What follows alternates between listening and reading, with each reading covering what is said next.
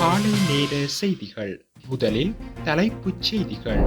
விமான நிலையத்தில் தடுத்து நிறுத்தப்பட்ட ஸ்ரீதரன் வன்மையாக கண்டித்த தமிழரசு கட்சி. உள்ளூராட்சி மன்ற தேர்தல் 80,000 வேட்புமனுக்கள் ரத்து. யாழில் மனைவியின் காதை வெட்டிய கணவன் நீதிமன்றம் விடுத்துள்ள உத்தரவு. வடக்கு கிழக்கில் தொடரும் மழை, மக்களுக்கு விடுக்கப்பட்டுள்ள எச்சரிக்கை. இந்தியாவில் 100க்கும் மேற்பட்ட மாணவிகளின் சட்டையை கழற்றிய பாடசாலை, பெற்றோர்கள் கொந்தளிப்பு. தொடர்வென விரிவான செய்திகள். இலங்கை தமிழரசு கட்சியின் நாடாளுமன்ற உறுப்பினர் சிவஞானம் ஸ்ரீதரன் கட்டுநாயக்க விமான நிலையத்தில் தடுத்து வைக்கப்பட்டு விசாரிக்கப்பட்ட சம்பவத்தை வன்மையாக கண்டிப்பதாக இலங்கை தமிழரசு கட்சியின் பதில் தலைவர் CVK சிவஞானம் தெரிவித்துள்ளார். இது குறித்து மேலும் தெரிவித்த அவர், இந்தியாவில் இடம்பெறவுள்ள நிகழ்வு ஒன்றில் பங்கேற்பதற்காக நாடாளுமன்ற உறுப்பினர் சிவஞானம் ஸ்ரீதரன் கட்டுநாயக்க விமான நிலையம் ஊடாக இந்தியா சென்றபோது அங்கே விமான நிலைய அதிகாரிகளால் தடுத்து வைக்கப்பட்டு விசாரணைகளின் பின்னர் பயணத்திற்காக அனுமதிக்கப்பட்டுள்ளார். ராஜதந்திர கடவுச்சீட்டினை வைத்திருக்கும் சிரேஷ்ட நாடாளுமன்ற உறுப்பினராக இருக்கும் ஒருவரை இவ்வாறு நடத்தியதை ஏற்றுக்கொள்ள முடியாது. சிவஞானம் ஸ்ரீதரன் இலங்கை தமிழரசு கட்சியின் நாடாளுமன்ற குழு தலைவராக இருப்பதுடன் அவர் இலங்கை நாடாளுமன்றில் 3வது பெரிய கட்சியாக உள்ள இலங்கை தமிழரசு கட்சியின் நாடாளுமன்ற உறுப்பினராகவும் விளங்குகின்றார்.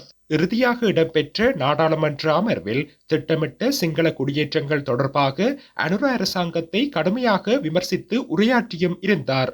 இந்நிலையிலேயே இவர் விமான நிலையத்தில் தடுத்து வைக்கப்பட்டு விசாரணைகளின் பின்னர் பயணிக்க அனுமதிக்கப்பட்டுள்ளார்.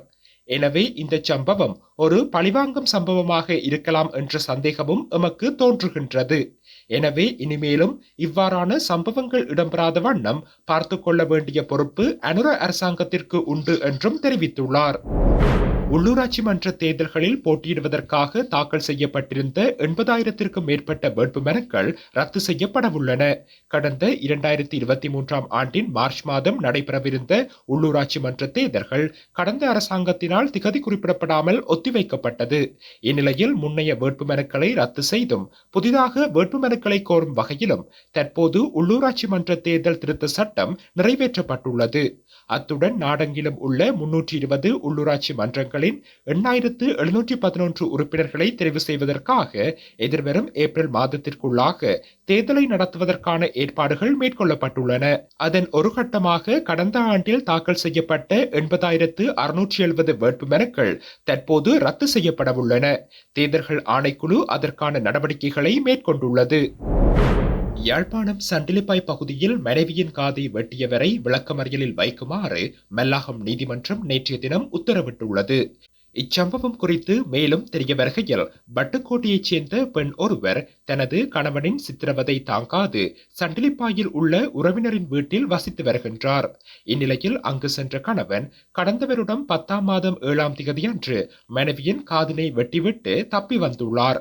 பாதிக்கப்பட்ட பெண் வைத்தியசாலையில் சிகிச்சை பெற்று வீடு திரும்பிய பின்னர் இச்சம்பவம் குறித்து கடந்த 10ஆம் மாதம் 10ஆம் திகதி மானிப்பாய் போலீஸ் நிலையத்தில் முறைப்பாடு ஒன்றினை பதிவு செய்துள்ளார். குறித்த சந்தேக நபருக்கு எதிராக வேறு சில முறைப்பாடுகள் வட்டுக்கோட்டை போலீஸ் நிலையத்திலும் காணப்படுகின்றது. இந்நிலையில் குறித்த சந்தேக நபர் நேற்று முன்தினம் வட்டுக்கோட்டை போலீசாரால் கைது செய்யப்பட்டுள்ளார். குறித்த சந்தேக நபர் இதற்கு முன்னரும் மனைவியின் தலை மற்றும் காலை உடைத்து பல்வேறு சித்திரவதைகளை புரிந்தவர் என விசாரணைகளில் தெரிய வந்துள்ளது. கைது செய்யப்பட்ட சந்தேக நபரை நேற்றைய தினம் மல்லாகம் நீதிமன்றத்தில் முற்படுத்திய வேளை அவரை 14 நாட்களுக்கு விளக்கமறியலில் வைக்குமாறு நீதவான் உத்தரவிட்டுள்ளார். வடக்கு கிழக்கு மாகாணங்களில் மழை அல்லது இடியுடன் கூடிய மழை பெய்யக்கூடிய சாத்தியக்கூறுகள் காணப்படுவதாக வளிமண்டலவியல் திணைக்களம் எதிர்வு கூறியுள்ளது. திணைக்களம் இன்றைய தினம் விடுத்துள்ள அறிக்கையில் குறித்த விடயம் தெரிவிக்கப்பட்டுள்ளது. வடமேல் மாகாணத்திலும் கொழும்பு மற்றும் கம்பஹா மாவட்டங்களிலும் காலை வேளையில் மழை அல்லது இடியுடன் கூடிய மழை பெய்யும். மேலும் கிழக்கு ஊவா மத்திய மாகாணங்களிலும் பொலன்னறுவை மாவட்டத்திலும் சில இடங்களில் 50 மில்லிமீட்டர் வரையில் மழை பெய்யக்கூடும் என தெரிவிக்கப்பட்டுள்ளது. ஊவா மத்திய மாகாணங்களில் அவ்வப்போது மழை அல்லது இடியுடன் கூடிய மழை பெய்யக்கூடிய சாத்தியக்கூறுகள் காணப்படுவதாகவும் தெரிவிக்கப்பட்டுள்ளது. மேலும் வடக்கு, கிழக்கு, வடமத்திய மற்றும் வடமேற்கு மாகாணங்களிலும் அவ்வப்போது மணிக்கு 100 கிலோமீட்டர் வேகத்தில் பலத்த காற்று வீசக்கூடும். சப்ரகமுவ மற்றும் மத்திய மாகாணங்களில் சில இடங்களில் காலை வேளையில் பனிமூட்டமான நிலைமை காணப்படும். இதேவேளை இடியுடன் மழை பெய்யும் சந்தர்ப்பங்களில் ஏற்படும் அனர்த்தங்களை குறைப்பதற்கு தேவையான பாதுகாப்பு முன்னாயத்த நடவடிக்கைகளை மேற்கொள்ளுமாறு வளிமண்டலவியல் திணைக்களம் பொதுமக்களை அறிவுறுத்தியுள்ளது. பாடசாலை விதிமுறைகளை மீறியதாக தெரிவித்து 100க்கும் மேற்பட்ட மாணவிகளின் சட்டையை கழற்றுமாறு தெரிவித்த பாடசாலை நிர்வாகத்திற்கு எதிராக நடவடிக்கை எடுக்குமாறு பெற்றோர் காவல்துறையில் முறைப்பாடு அளித்துள்ளனர்.